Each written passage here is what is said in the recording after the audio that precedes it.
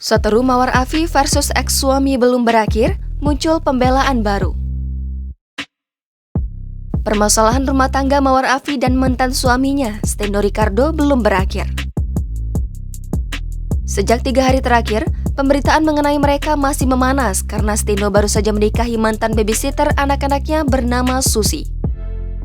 Setelah satu persatu permasalahan menyeruak, muncul pembelaan terbaru dari Steno Ricardo.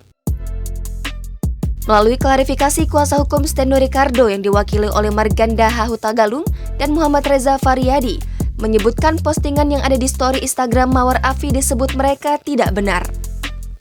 Menurut mereka, awalnya ada dugaan Mawar Afi melakukan perselingkuhan, namun dari awal sampai akhir proses sidang, tudingan itu tidak disampaikan dalam putusan.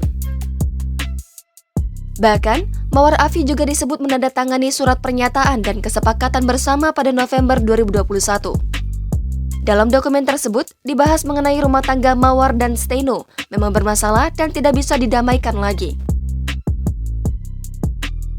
Surat juga menyebutkan akibat perceraian dan Mawar Afi setuju tidak perlu menghadiri persidangan agar bisa diselesaikan secara fair stake.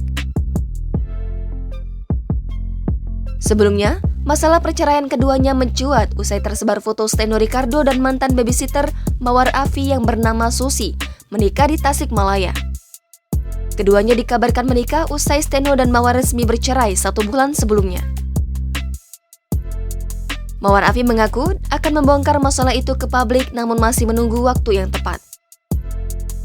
Sebelum pembelaan dari pihak Steno muncul, Mawar juga dituding melakukan perselingkuhan dan hal itu ada dalam salinan putusan yang beredar di jagat maya.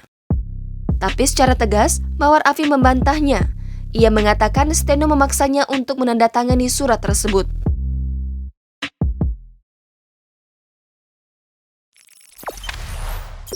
Jangan lupa subscribe, share, komen, dan like ya!